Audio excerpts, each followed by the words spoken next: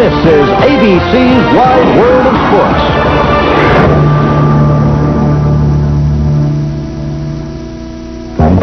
Today, Wayne Lukas plays Broadway. His is the starring role in the Belmont Stakes. It's been called the Triple Crown for 65 years, and never has a trainer won 5 of these great races in a row. Will Lukas be the first?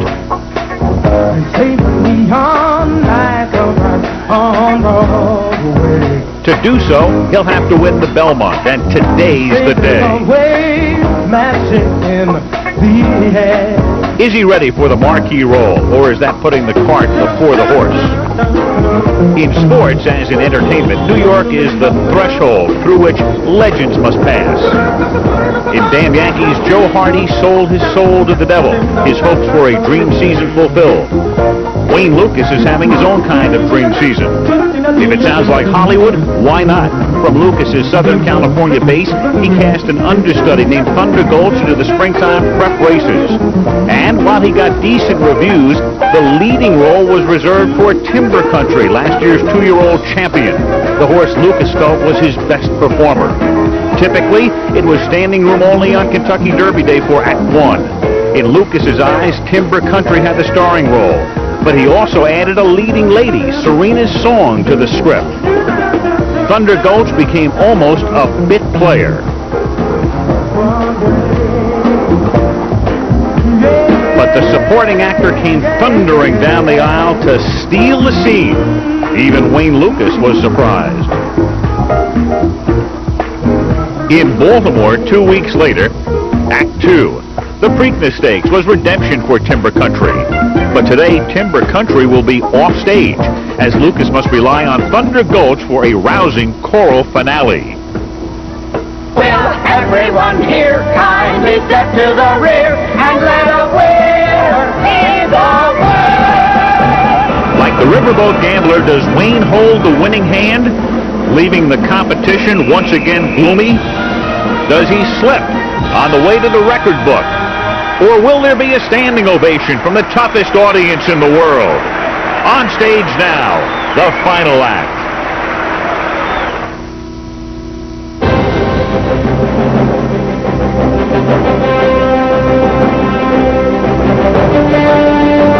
The Belmont Stakes, the third leg of the Chrysler Triple Crown Challenge. And welcome to Belmont Park, just outside the New York City limits in western Nassau County. As a crowd of about 40,000 gathers on an overcast day, the temperature is dropping. It's around 70 degrees.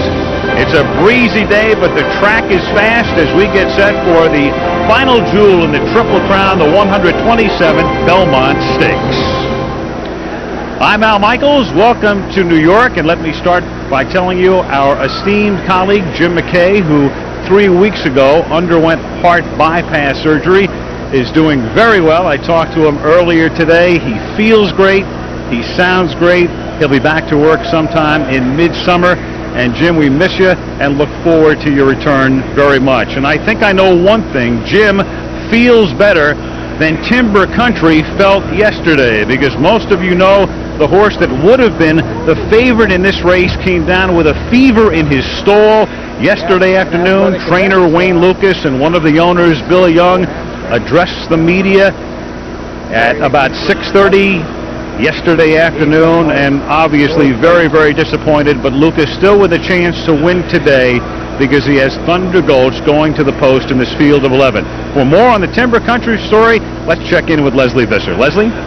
Al, it's been a tough 24 hours for Wayne Lukas, a man who's known great highs and great lows in his career. Wayne, what is the condition of your horse, and when will he race again? Well, when he'll race is a little bit up in the air, but the horse is doing marvelous. He, as late as last night at 10 o'clock when I came back out, his temperature was back to normal. I gave him a little something to eat. He went right to it and cleaned it up. Normal this morning, feeling very good this afternoon. I think this is probably a 48-hour deal. It's just a little bug, but it was something that eliminated us. You've had such highs and lows. How tough was this? Well, at first it was a very tough blow because we had pointed this horse all year for the Belmont Stakes. This was the one we really wanted to showcase him to New York and to the world in. And it was tough for Mr. Young and Mr. Beck and Mr. Lewis because I think they had their heart set on it too. But we'll get over this, and he'll be back in the fall, and it's not an injury that's going to have any effect on his career. We'll be fine.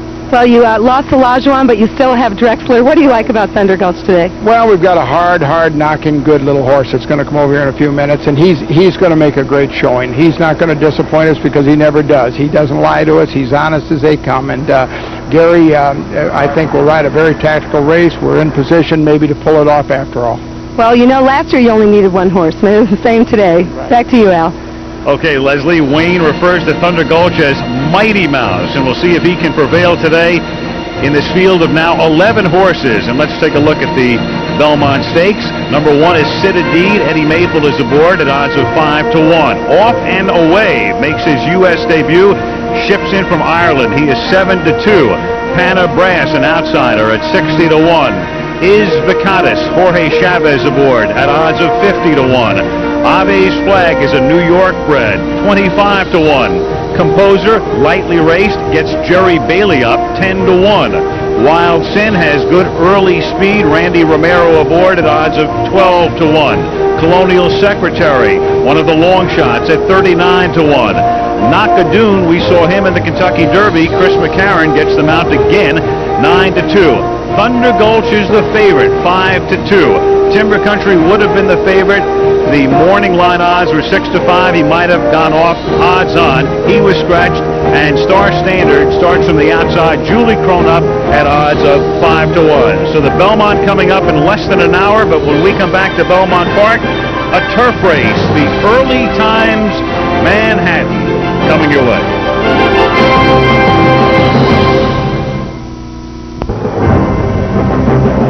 The Belmont Stakes, the third leg of the Chrysler Triple Crown Challenge. Brought to you by Chrysler Plymouth and your local Chrysler Plymouth dealers. United Airlines and its 55,000 employee owners, come fly our friendly skies. And GTE. With GTE, it's amazing what we can do together.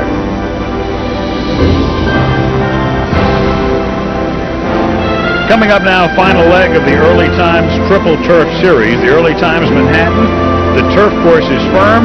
The distance, 1.25 miles, 12 horses. Missile is number 1 at odds of 9-2, and you can see the weights on your screen as well. Curie's Clown at 13-1. Lasigny, Pat Day up. Day would have ridden Timber Country in the Belmont. 5-1 the odds there. Jesse F. at 42-1. Windsox 44-1. Pride of Summer with Gary Stevens, who will be aboard Thunder Gulch at odds of 19-1. And then as we continue on, Irish Lynette, number 7, is 13-1. Yokohama is the favorite, one of the 2 Belmont-trained horses in this race at 3-1. Lasigny is the other. Blues Traveler, McCarron aboard at 6-1. Awad with Eddie Maple up at 7-1. Kiss and Chris, who was 3rd in the Breeders' Cup Classic 2 years ago, at 11-1. And Hasten to Add rounds out the field at odds of 10-1. For a closer look at some of the contenders in this race, let's go upstairs to Dave Johnson. Well, Al, number 9, Blues Traveler, is the only horse in this field who's appeared in all 3 of the Early Times Turf Triple races. He was 2nd at Churchill Downs, 3rd in the Dixie at Pimlico. He's a stalker and probably will benefit if the pace is fast up front. Now, number 10, Awad, has the most late punch, and a jockey who loves to save valuable ground in turf races. That's Eddie Maple. He'll be flying at the finish. And the great colt, wearing saddlecloth number 8, is Yokohama, one of 2 from the barn of Billy Mott. And everything they send out to the track seems to get in the photo. Yokohama is a perfect 2 for 2 at Belmont Park at this 1.25 mile distance, and Jerry Bailey is again in the irons. Okay, Dave, and Bill Mott with Lasigny and Yokohama in this race. A look at Bill as he awaits the start of this race. Last year, he trained Paradise Creek, winning all 3 legs, so he knows his way to the winner's circle. 2 turf courses here at Belmont Park. It's an expansive track. It's the only 1.5 mile track in the United States, and the distance of the Belmont, 1.5 miles on the dirt. And then there are 2 tracks, and this one is being run on a firm surface on the inner track. So a field of 12 going to the post in the Early Times Manhattan. And for the call, back to Dave Johnson. And as you see, Yokohama moving into line. He's going for 3 straight wins. And the 3-horse, Lusigny, who had trouble in the Churchill Downs race. Here's the 9-horse, Blues Travel, who has tactical speed. On the screen now is Win Sox, no worse than second in his last 6 turf races. And there's at 7-1, Eddie Maple aboard a wad. Late speed, but the high weight of 121 pounds. Pride of Summer moves in, just a couple behind the gate now. Kissin' Chris, the 11-horse with Richard Migliori. And 1 out, as the guy says. Hasten to add with Mike Smith. A dozen of them ready to go in the early times Manhattan. They're up. Kiri's Clown on the inside, breaks alertly from between horses. Win Sox is right there, and Julie Crone with Jesse F. between them. Those 3 across the track battling early, just off the leaders. The only mare in the race, Irish Lynette, is next. Then comes Blues Traveler, clear of traffic with McCarran, 5th at this point. Missile down at the hedge is 6th at this point. Pride of Summer is 7th. Yokohama on the outside is racing in 8th position. Then on the extreme outside is the gray horse, Hasten to Add, followed at the rail by Kissin' Chris, and 4 back to the distant trailer, a wad. Now as they straighten away for that long run down the backstretch, Kiri's Clown has the lead by 3 parts of a length with jockey Mike Leslie aboard. It's Jesse F. in pursuit from the 2nd spot with Julie Crone, and on the outside, Irish Lynette with John Velazquez is right there 3rd, just a length and a half from the lead. Then 2 back comes McCarran on the outside in the white cap with Blues Traveler. Win Sox at the rail is racing 5th at this point. Missile is 6th along the inside rail. Yokohama on the outside is 7th. Kissin' Chris trying to find some room between horses, and in some traffic problems loses a length or 2. On the inside, Lusigny toward the back of the pack. Awad is still last. They're on the far turn, and Luzzy trying to take this wire to wire as he has Kiri's Clown in front by 3 parts of a length. And as you can see, his hands are very still. He really hasn't asked this horse for his big run yet. Irish Lynette, the mare, on the outside with the red cap, comes to challenge. Jesse F. saving some ground along the inside, but McCarran puts Blues Traveler in gear. And down the stretch they come. Kiri's Clown on the inside, leading every step of the way, but here comes Blues Traveler on the outside with a late move, and Kissin' Chris has found some room. He's gobbling up ground on the inside as A1 charges from the back of the pack. Here comes A1 on the outside.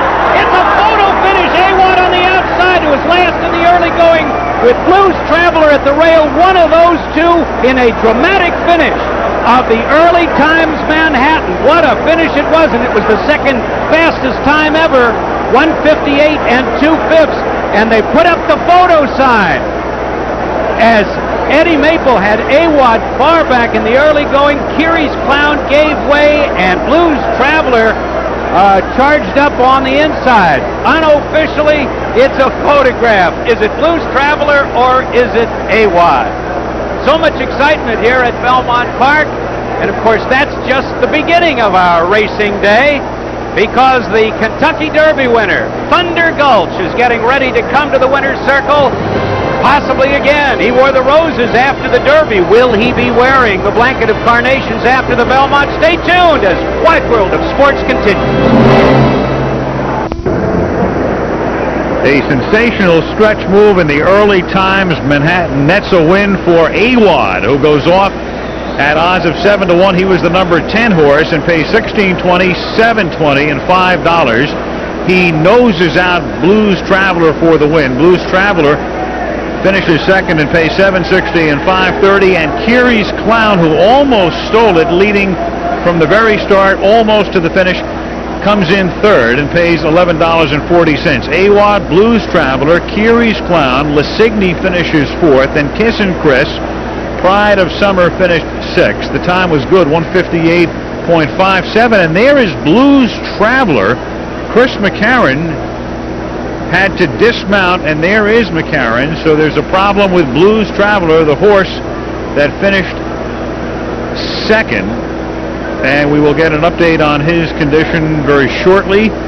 Irish Lynette finished 7th. Hasten to Add. Then Yokohama, who was the favorite, finished 9th. Missile Jesse F. and Winsox, who helped to set the early fractions, finished last. It appears to be a problem with the right foreleg of Blues Traveler as we take a look at the race again, Dave Johnson. Well, here is your eventual winner way back there. The horse on the lead was Kiri's Clown, and here's Blues Traveler. There's a Belmont connection. This horse making this big late run is the son of Caveat, who won the Belmont Stakes, and what a late rush. Now, Eddie Maple is whipping fervently with his right hand. Chris McCarron goes to a hand ride, and this is why they call it a photo finish. It's a matter of inches. Bob of the head. Awad on the outside gets the money. On the inside, Blues Traveler, who had traveled from all three of the early times turf triple races to the Manhattan in New York today, just loses that bob of the head. Eddie Maple saved ground, had him way back early, and comes on and wins it. He's in front only one time, Al, at the finish. Dave, that was a good sign. We saw Blues Traveler being walked off, and that is a good sign in as much as another sign would be the horse ambulance coming out and carting him off. So apparently not a serious injury to Blues Traveler, though we will get an update for you. Okay, so that is the story of the early times Manhattan, and it's time now to turn our attention to the Belmont Stakes. You know, it's a war of attrition, this Triple Crown series. No horse has won the Triple Crown since 1978, when Affirmed and Alidar staged their classic duels, and Affirmed won all three races.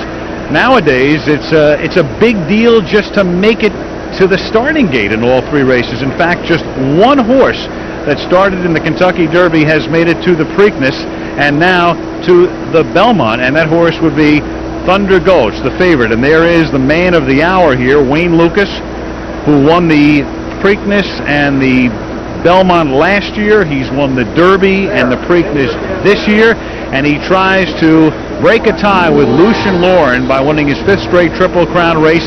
Lauren won the Belmont with Reba Ridge in '72, then won the Triple Crown with Secretariat in 1973. So, top company indeed. As we check in right now with Chelsea Canty. Chelsea? Well, William T. Young's racing operation is one of the most powerful in the country. Last year, he collected 3 Eclipse Awards, our highest honor, but Bill, I think today you probably got to be one of the most disappointed owners in the country after having to scratch favorite Timber Country from a race for which he was so perfectly suited. Well, this is a life of peaks and valleys. This is one of the valleys today. No question, we are disappointed. But you know, it could be lots worse than it is. He's still the same horse that he was, and his temperature is down this morning, and we feel very optimistic. And if he's as good as we think he is, well, he still has a chance to earn honors this year by winning the rest of the races. We'll look forward to seeing him back, and of course co-owners Graham Beck and Bob and Beverly Lewis. We're sorry for all of you, and we'll see Timber Country again soon. Al? Okay, Chelsea. Dr. Larry Bramlage is an equine veterinarian. What can you tell us about Blues Traveler's injury? He just stepped on the back of his front foot with a hind foot. It's nothing serious. In a few yards, he was walking fine. That's good. So everything will be okay then. Everything's fine there. As long as we have you here, let's explore further Timber Country. I know that Leslie had talked with Wayne Lukas before. The horse had to be medicated yesterday when he came down with a fever, and that's the reason they had no choice but to scratch him. I think people might be interested to know, can you just let a horse perhaps have the fever break by itself and have him race, or did Wayne have no choice but to medicate him yesterday? Well, there was no choice. With the upper respiratory virus, he's off his game anyway. He's got poor appetite, and he's got the blahs and short-term fever, so the decision was he needed something to bring him out of this, essentially a cold. It was an upper respiratory virus like you or I would get a cold. How did he come down with it? Any idea? Well, horses in his situation are traveling from city to city, meeting other horses. It's like you going through an airport. You can run into somebody that has a virus you haven't seen, and you catch it. Okay, thank you very much, Dr. Bramlage, as we take a look right now at Thunder Gulch, who right now is the favorite. And did you ever give up on something too soon? Have we got a story for you coming up next. One time, Thunder Gulch is going to win that Belmont. Let's go, Thunder Gulch.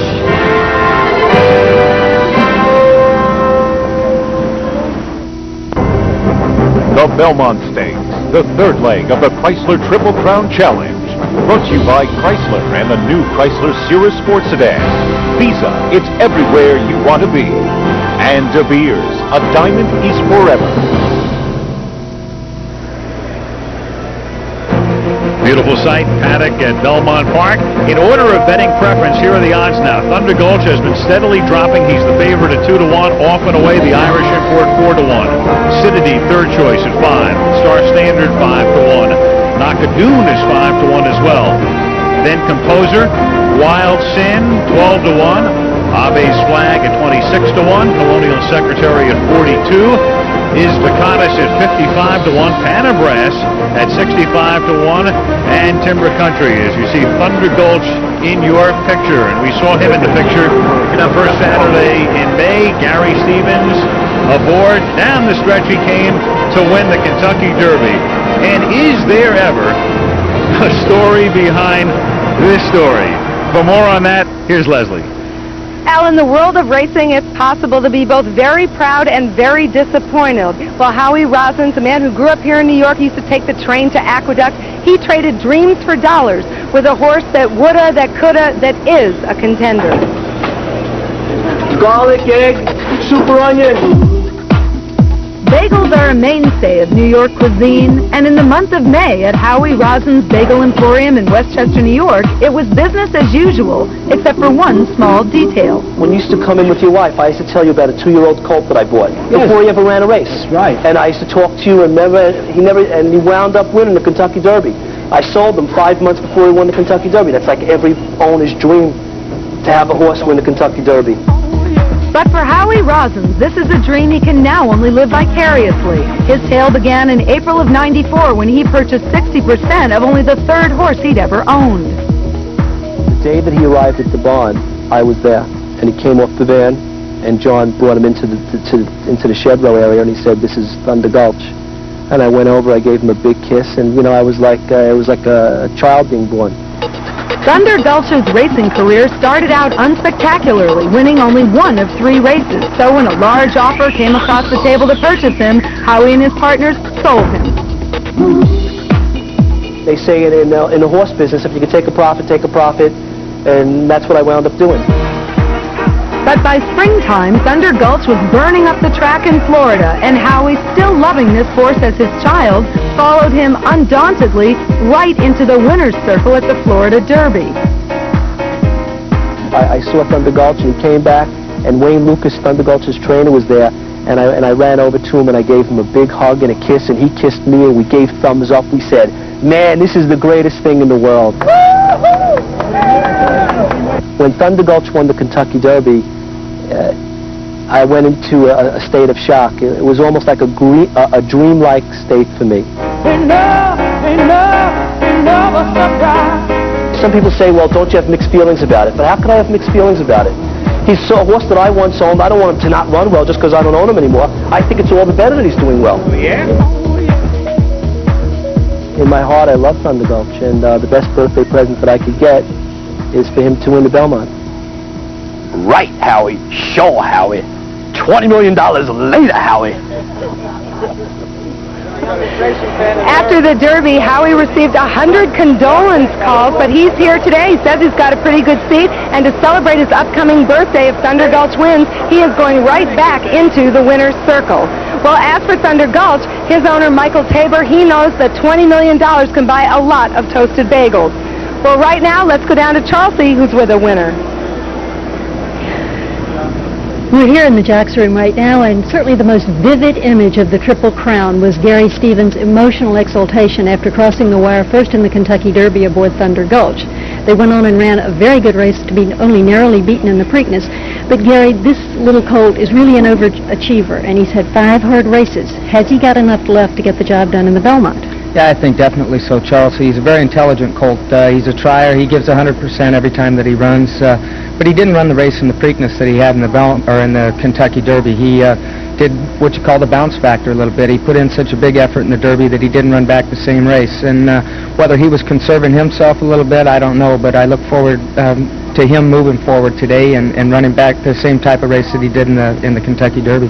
He's got that good tactical speed that'll really be versatile in here today. Right, he puts himself right in the race. He's actually a very easy horse to ride early on in the race. I just try and be a quiet passenger, make him happy, let him do what he wants to do, and as the race progresses, I I get more and more aggressive with him, and I ride the heck out of him down the stretch and keep him busy. He has a habit of when he makes the lead, he wants to pull up and wait for company. He still thinks it's a game, but hopefully he's over that. He went on and won the Kentucky Derby with a lot of authority, and the Belmont's won in the same fashion. I mean, if you're fortunate enough to be able to open up a nice lead coming around the final turn, it's very hard for horses to run you down the stretch here at Belmont. Okay, Gary Stevens home from Hong Kong for good and looking, ironically, for his very first Belmont Stakes. Leslie? Charles, the Star Standard now won't have to worry about Timber Country coming from behind. Nick, you still have an outside post, so how do you like your chances now? Well, I like him. I always liked him. The horse head gave me 2.5 weeks of great training, and I think we're going to do super today.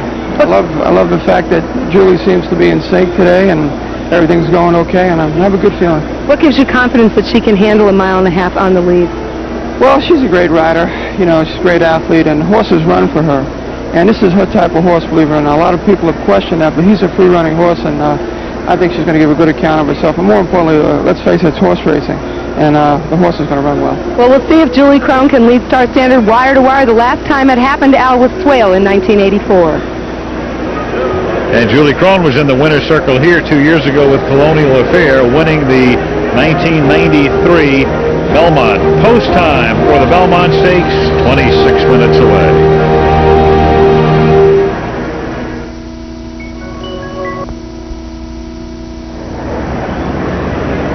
We're back at Belmont Park, the 127th running of the Belmont Stakes coming your way. Thunder Gulch is favored to win it, and his odds right now are 2-1. Dave Johnson will join me now. We're going to take a look at some newcomers, horses we've not seen on the Triple Crown Road. And Dave, let's begin with Off and Away, a horse who ships in from Ireland. He's made only 4 starts, and he's a full brother to Go and Go, who won this race in 1990. But there's a big difference, Al, because Go and Go had run a big 2-year-old dirt race at Laurel prior to the 3-year-old campaign in which he won the Belmont Stakes. Now, trainer Dermot Well conditions his horses quite differently than here in New York. That's County Kildare. There are no stopwatches or fast drills over there. But when he brought Go and Go to the Belmont in 1990, this horse exploded at age 3 at 7-1 and won by more than 8 lengths.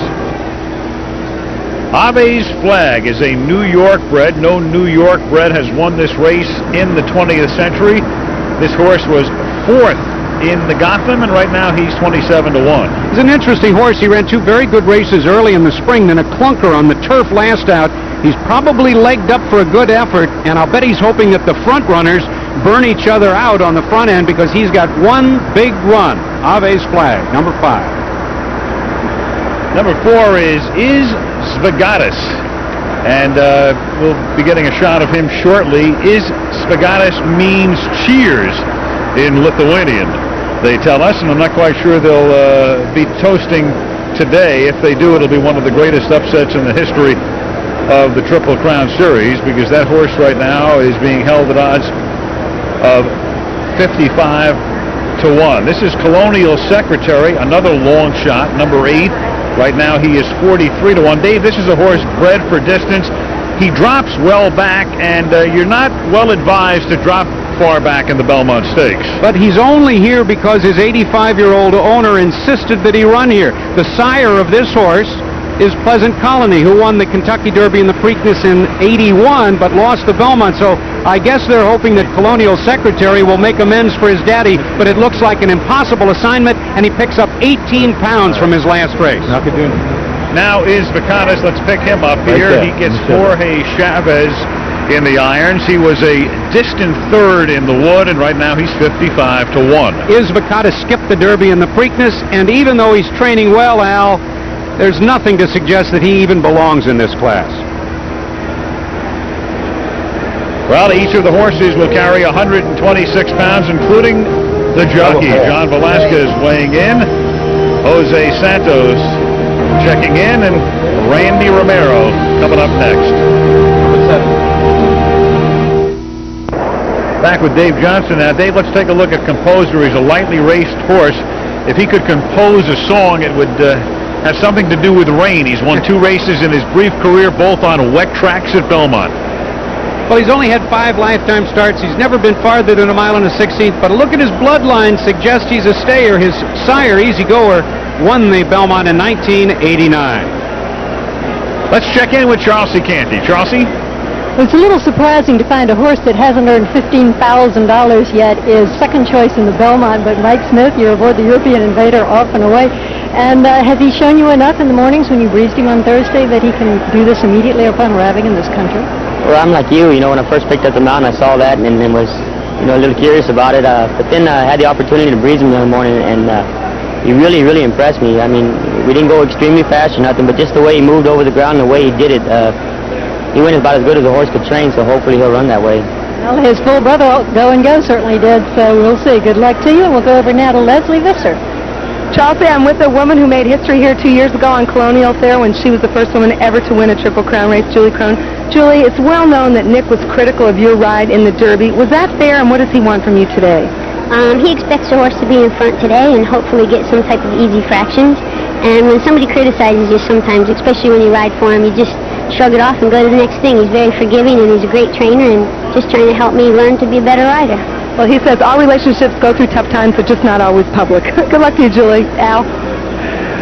All right, thank you, Leslie. A mile and a half around, this is an expansive track. It's very noisy in New York at any sports event, and clearly at the finish line it's very noisy, but very quiet on that backstretch. And to give you a better view, we have Cable Cam in operation again today. Let's look at the odds. We'll update them now with 18 minutes to post.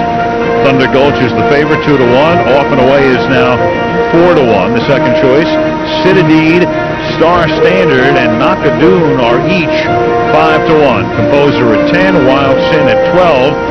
Ave's Flag 27-1. Colonial Secretary is up to 44-1.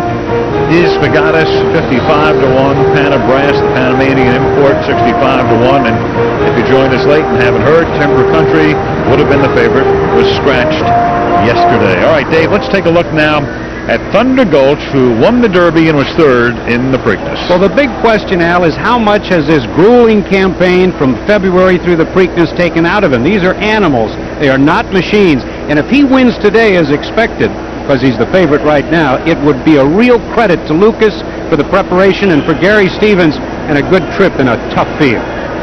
Well, look at some of the other horses, old friends, you might say, horses we've seen in the prior 2 races. Knockadoon in the Derby finished 7th. Knockadoon gets the services of Chris McCarron, and he hasn't performed in 5 weeks. And Star Standard, as you can see, finished 4th in the Preakness. Wild Sin, who pressed the pace in the Kentucky Derby, then faded to 19th and last. And Citadine was 9th in the Kentucky Derby. Mild move at the end to finish 7 lengths behind the winners.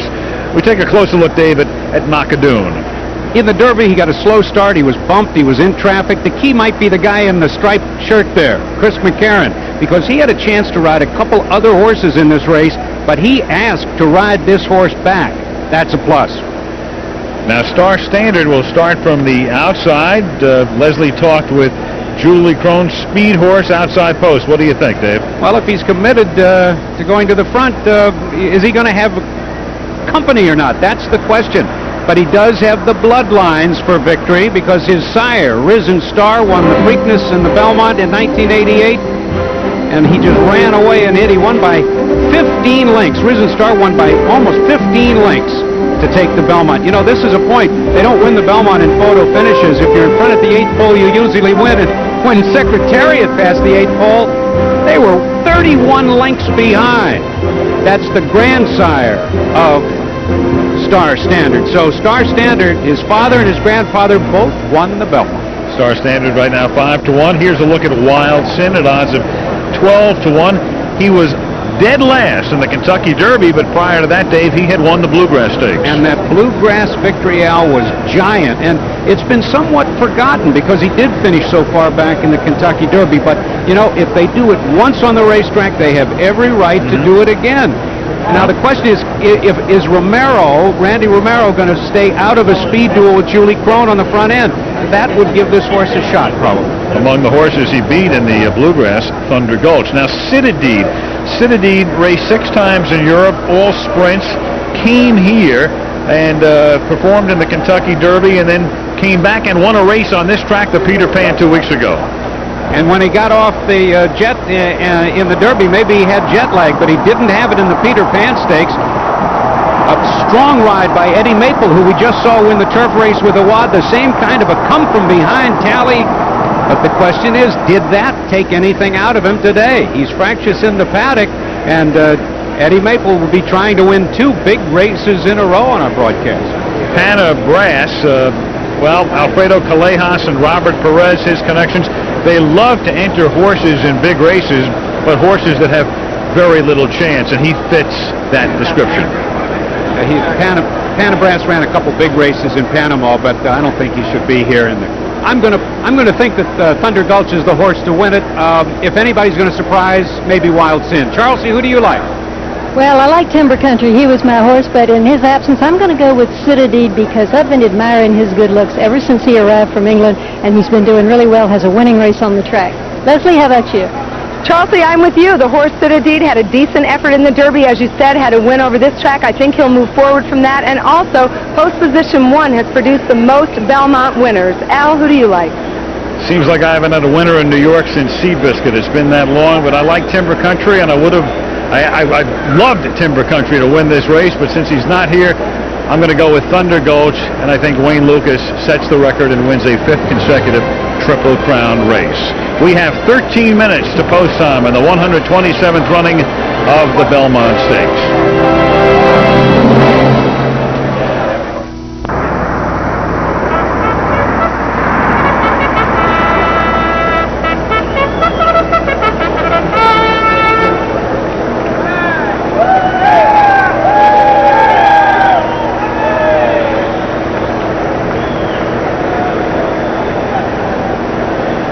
Call to the post.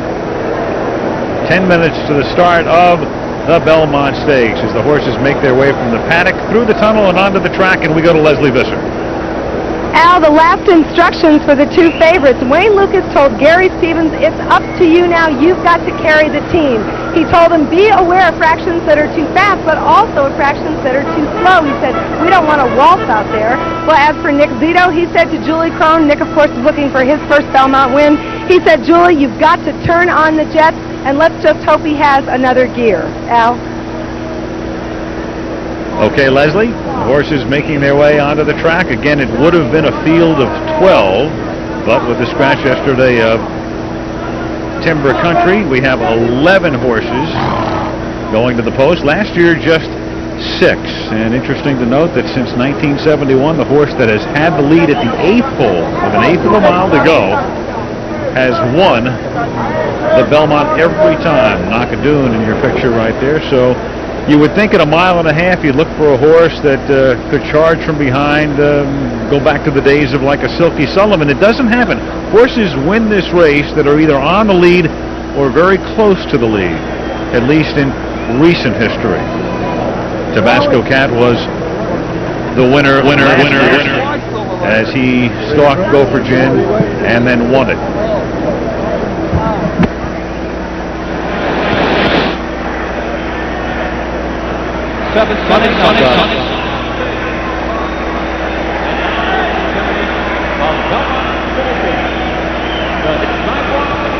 New York.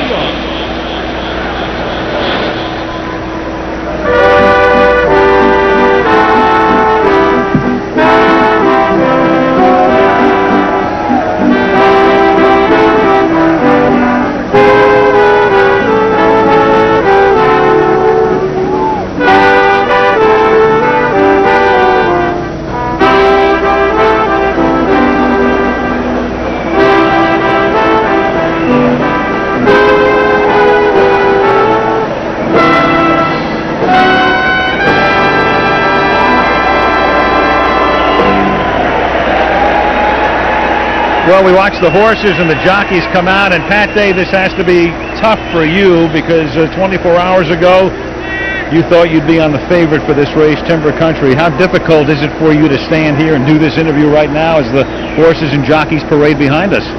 Well, it's a major disappointment, needless to say, but I'm happy in that the colt is all right and he'll live to fight another day. It's not a life-threatening, career-ending type situation. He'll overcome this, and we'll see him again. We'll be back, and I look forward to that. In the absence of Timber Country, how do you see this race stacking up? Well, you know, Thunder Gulch is, I think he's the class of the race at this point. Being by Gulch, it's a question about getting a mile and a half, but he's got the stalking pace, the stalking style of running. I think Gary will have him well placed, and I think going a mile and a half here, you have to be in contention leaving the 3/8 pole in order to get the job done, and I think he'll be there if you just got enough horse underneath of him. The Timber Country was really ready to roll, I guess, huh? I think he was. I think the world. I'm sorry for the world that they're not getting a chance to see him run today. He was training so well and doing so good, and I was ready for a real explosive race from him today. A race that would really set the racing world on its ear. And you know, I'm sorry that we're not going to have that opportunity. But as I said, there will be more times down the road. Okay, Pat. Thank you very much, Pat Bay, who rode the winner of the Preakness, won the Derby with Lily T a couple of years back, and we're going to take a look right now at the field of 11 for the running of the Belmont Stakes. And beginning on the inside, number 1 is Citadine. Eddie Maple has won 2 Belmont Stakes in his career. Citadine, trained by Richard Violet. The number 2 horse is Off and Away, who has shipped in from Ireland. Dermot Weld is his trainer, but he is in England today, so he has sent a couple of staff members to saddle Off and Away. Mike Smith is the jockey. Hannah Brass, the outsider, is number 3. This horse went off at 64-1 and finished next to last in the Preakness. He's 70-1 at the moment. Another long shot is Vacatus, who finished last in his last start. That's a heck of a way to get to the Belmont in an allowance race here on the 28th of May. He is 60-1. Ave's Flag is a New York bred. The trainer, Leo O'Brien, is the father-in-law of the jockey, John Velasquez. Number 6 is the lightly raced Composer. Jerry Bailey knows his way to the winner's circle. Got in here with Hansel a few years back. Henrik Kwiatkowski, who has owned 2 prior Belmont winners, owns Composer number 6. Number 7 is Wild Sin. It's a father and son combination. Jürgen Arneman is the owner. Thomas Arneman, the trainer. Randy Romero is the jockey. Colonial Secretary is number 8. The owner, Thomas Mellon Evans, sent Pleasant Colony to the post here in 1981. Number 9 is Nakadoon. Tony Reinstedler trains him. Chris McCarron up. Finished 7th in the Kentucky Derby.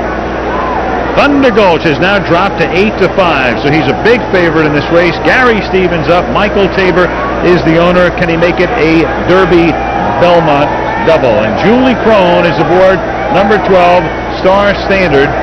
Nick Zito, the trainer of Condren and Cornacchia, who owns Strike the Gold and Go for Gin, are the owners. There's your field of 11, and Chauncey Canty now joins me once again. And Chauncey, in terms of strategy, how do you see this race stacking up? Well, the strategy was impacted from the moment they drew the entries because the main speed in the race, Star Standard, breaks from the extreme outside post, and he's got to get off sharp to make the lead. Thunder Gulch is out there too, and he's got to hustle to get position. And all these riders, you heard the importance of how important it is for them to be aware of just how fast that first half-mile runs. It dictates how the rest of the race will go. And they better be in contention at the head of the stretch because most of the Belmonts have been won by the leader at the 8th pole. And that could be Star Standard if he gets away with an opening half-mile of 48 seconds or slower. Now, fresh horses often have an edge in the Belmont, and Composer is making only his 6th lifetime start. He's undefeated here at Belmont, Al, and he could pick up a check. Well, there's a buzz. There's nothing like the buzz of a New York crowd. They're ready. The Belmont, 3 minutes away. I won't quit till I'm a star on Broadway. I won't quit till I'm a star on Broadway. No, no, no, no, no.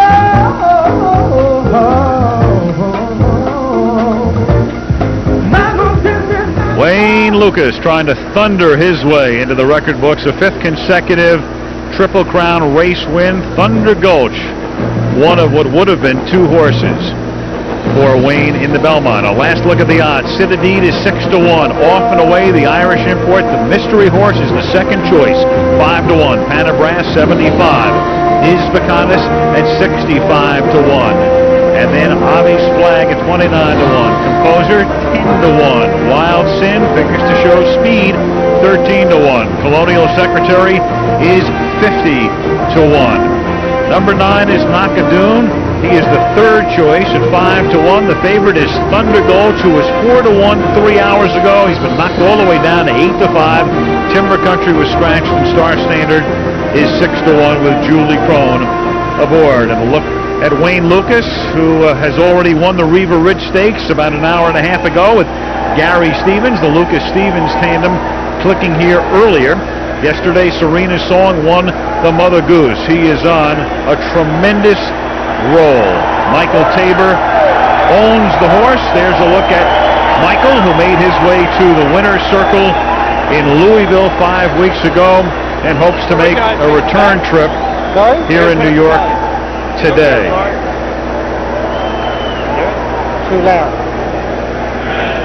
Taking a look right now at the owner of Nakadoon, William Warren, who watched his horse perform in the Kentucky Derby, got Chris McCarron to ride him back here in the Belmont. So the horses are ready to load in for the call of the 127th Belmont.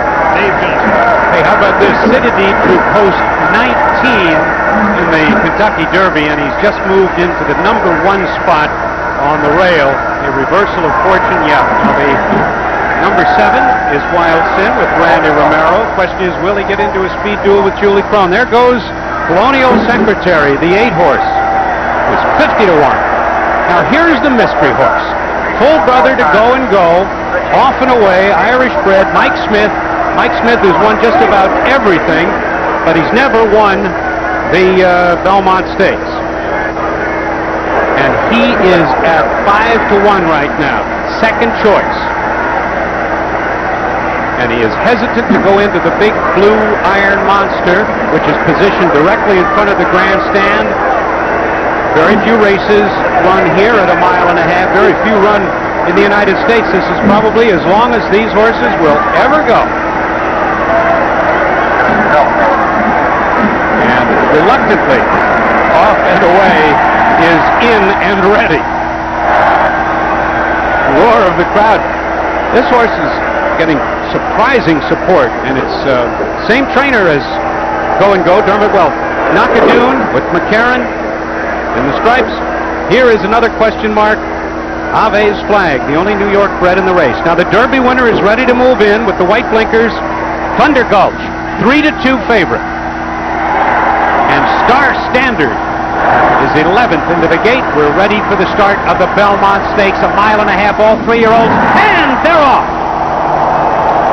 And is Vacatus away quickly, but from the far outside, as expected, Julie Crone sends Star Standard to the lead. And Randy Romero takes up the chase with Wild Sin, who's tucking in right behind the leader. And Gary Stevens has the Derby winner. Thunder Gulch on the outside, racing third, as Citadine now finds some room and moves up along the inside rail. So as they round the first turn here at Belmont Park, it's Star Standard in front. Eddie Maple has Citadine along the inside, and just on the outside is Randy Romero with Wild Sin reclaiming the second spot. Wild Sin is second, Citadine third. Then Thunder Gulch on the outside is beginning to move. Then Composer in the red and white silks races fifth at this point, just 3 off the lead. Jerry Bailey is aboard. Nakadoon closer than in the Derby. He's mid-pack. Is Vacatus, who was away quickly, has dropped back now along the inside rail. Colonial Secretary is next. Avi's Flag, Panabras is second last, and the mystery horse off and away is dead last. But 11 of them stretched out about a dozen lengths as they roll down the backstretch. Star Standard, trained by Nick Zito, with Julie Crone aboard, is in front. She's trying to throttle the speed. She has it by 1.25 lengths. And the half was in a lazy 50 and 1/5 seconds. She's doing a good job of slowing down the fractions, but Wild Sin is right there. The Bluegrass winner, who was last in the Kentucky Derby, is right there between horses second, and on the outside, Thunder Gulch looks poised to pounce. And now Thunder Gulch on the outside with Gary Stevens lets out a notch, and with a half mile to go, they're on the far turn with Star Standard in front. And on the outside, here comes Thunder Gulch. Composer is racing third. Citadine is holding along the inside in fourth position, and Knockadoon, as Chris McCarron looks for some racing room, and he's finding it there along the inside rail in the striped colors. But at the top of the stretch, it's still Star Standard, whose daddy and granddaddy won this race, but being pressed by Thunder Gulch on the outside, and those two in a battle up front. On the outside, it's Thunder Gulch. On the inside, it's Star Standard. Looks like Star Standard is trying to get out through the stretch, but Thunder Gulch puts ahead in front, and down the stretch they come to Belmont. A two-horse race for the wire. Thunder Gulch on the outside with Gary Stevens inching away. Star Standard would set the fractions. It's going to be second. Here's the finish. Thunder Gulch by 2. Then it was Star Standard second, and Citadine finished third. Wayne Lukas does it. The understudy comes through. 5 straight Triple Crown wins. What a record. Thunder Gulch, 24-1 in the Kentucky Derby, and to the winner's circle, 3-2 favorite here at Belmont Park. Once around this ribbon of dirt racetrack, home in front as he passed Star Standard through the stretch. Gary Stevens, there's the owner, Michael Tabor, giving a thumbs-up signal because he can go to the winner's circle. Belmont Stakes 1995. The sire of this horse, Gulch, nobody thought that he'd ever put an offspring to the track that could go 1.5 miles, but this one's done it, and done it in the Belmont Stakes. The unofficial finish. Thunder Gulch first, Star Standard second, and Citadine was third. Thunder Gulch. We'll be back with more from Belmont Park. Gary! Please, brother? Oh, please. Thunder Gulch comes through. This horse, who looked so good in Florida, then disappointed in the Bluegrass, came back to win the Kentucky Derby at 24-1, finished third in the Preakness, goes to the winner's circle at the Belmont. A 5th consecutive Triple Crown race win for Wayne Lukas. What a year for Gary Stevens, who started the year in Hong Kong, came back to the Santa Anita Handicap on a weekend off, and won that with urgent request. Came back to win the Santa Anita Derby with Larry the Legend. The results are official. The time, a very slow 2:32:02. Thunder Gulch goes off at 3-2 and pays $5, $3.70 and $2.90. Star Standard second at $5.80 and $4.30. Citadine $4.40. The Exacta pays $25.20. The Triple $81 and change. The Blanket of Carnations being laid across the back of the winner, Thunder Gulch, as they get set for the pictures and the ceremonies in the winner's circle at Belmont Park. And the final order of finish with Thunder Gulch winning it 2 lengths over Star Standard, ridden by Julie Crone. Citadine finishes third. 6 back. Knockadoon looked for room on the inside, but couldn't fire at the end. 8 back. Then Panna Brass finished 13 back. Off and away, the Irish import, 18 lengths back. Aves Flag 19, Composer 23, Colonial Secretary finished 9th, Isvakanis was 10th, and Wild Sin, who was last in the Kentucky Derby, finishes last in the Belmont. Wayne Lukas was here in the winner's circle last year with Tabasco Cat. Remember, Tabasco Cat was the horse that trampled and almost killed his son Jeff, who's made a remarkable comeback and is here in New York now. Tabasco Cat won the Preakness and the Belmont, and this year Thunder Gulch wins the Derby, Timber Country wins the Preakness, and Lukas wins number 5. Thunder Gulch with the win here in the Belmont. Dave Johnson will pick it up on the backstretch. Well, Julie Crone's orders were to go to the front and slow it down. Up there on the outside in the orange and blue colors, Gary Stevens waiting. Wild Sin, who was second up close really, faded and finished last, just behind the top 3. Here's the horse Citadine, who will get the show spot. But watch Julie Crone. She's got a free-running animal here whose daddy and granddaddy won it. Now, as we pick up the ISO, watch as Thunder Gulch gets into gear. Gary Stevens racing away from the rail, is going to let Wild Sin back up, and he will attack Star Standard. It looked to me like Star Standard had a little bit of trouble coming into the stretch. We'll watch it now together for the second time, as Star Standard now is collared by Thunder Gulch on the outside, and Julie, as you can see, is trying to get this horse to make the left-hand turn, and it is not a pretty sight. This horse is obviously giving her a lot of trouble, and Gary Stevens is right alongside. He's not going to be intimidated by anything that's happening to his left. When they straighten away in the lane, the Belmont becomes history as Thunder Gulch roars to the front. Star Standard, though, you have to give that horse a lot of credit. Now let's watch Thunder Gulch go to the finish line, and let's watch Wayne Lukas win his 5th consecutive Triple Crown event.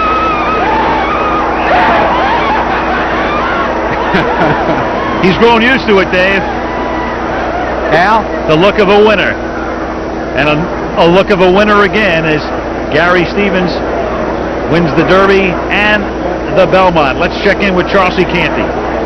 Julie Crone has just come within a length of breaking her own record and winning 2 Belmonts in a row. Julie, you did everything right. You got him out of the gate, you got your position, you slowed it down unbelievably, but he looked like he was trying to get out from the backside all the way around. He was just getting out a little bit. Sometimes horses do quirky things like that, but I wasn't worried at all, because if I struck him on the shoulder and asked him to go forward, he was straight. He was just waiting for some competition. And when we turned for home, he got the competition, and he sure was gritty. There was a point even when I thought he might even reach over and bite at him because he was trying so hard, and just got outrun right on top of the wire. All right, he's a tremendous little colt. He's really come a long way fast, but Thunder Gulch is too tough for everybody. Al? And the happy gathering now. A look at the trophy, the blanket of carnations, the check, the car, everything when we come back. Anytime. The third leg of the Chrysler Triple Crown Challenge continues on ABC's Wide World of Sport. Okay.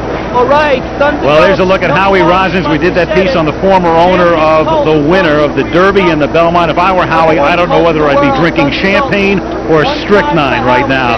But he's a happy man in the stands here as the new connections celebrate. A reminder, tomorrow night, Suzanne Summers stars in the Sunday night movie presentation of her own life story, Keeping Secrets. Monday, Sissy Spacek and Mary Louise Parker star in A Place for Annie. The Sunday and Monday movies this week on ABC. Well, the happiest spot at Belmont Park right now, populated by, among others, Alan Dragone, who's the chairman of the Board of Trustees of the New York Racing Association. Your presentation, sir. Thank you, Al. The Belmont Stakes are one of the foremost events of the racing calendar. We're fortunate today to have the governor here to present the trophy, and it's my pleasure to introduce George Pataki, governor of New York State. Thank you very much. New York's very proud to host the Belmont Stakes, and this year the Breeders' Cup, and we're very honored. It was a great race.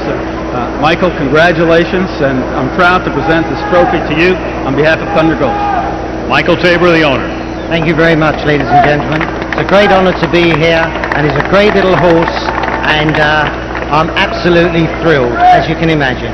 With Doreen Tabor, you bought. How did you find out about this horse in the first place? Because we had done the story about Howie Rosins, the former owner. How did you discover this horse? Well, around October time, I spoke to a very good friend of mine, Demi O'Byrne in Ireland, and said that I fancied a very good horse to run in America. And this horse he remembered from seeing it run, and he went to see it, liked the conformation, and we bought it, and you know the rest. Wayne Lukas, I'm sure glad you know your way to the winner's circle. I had a feeling you'd be down here again. This has become something that I guess you can't get enough of. Congratulations on setting a new record. Thank you, Al. I'm a little bit overwhelmed. I'm very, very happy and very, very satisfied today. I just had some great opportunities through these 5 classics, and things fell into place, and I've been blessed with some great people behind me and a good staff, and I just feel very good about it. Jeff Lukas is behind you right now. Jeff, we've chronicled your story. How are you feeling these days? Fantastic. With the season we've had in the spring of this year through the Triple Crown, it's been nothing you can describe in words because it's something that people work for in their career to win one, and then we've been so fortunate to win all three, and it's just been fantastic. And to get to these places and races like the Belmont Stakes and have the performances from the horse, rider, everybody involved in our organization, it's just fantastic. Okay, group, congratulations. Stick around. We'll review the race. We'll have the presentation of the car and all of the rest when we return to Belmont Park in a moment. Host Frank Yaconis is the New York Zone Manager for the Chrysler Corporation. Got to give that car away, Frank. It's time. Thank you, Al. Wayne, you did it. Congratulations.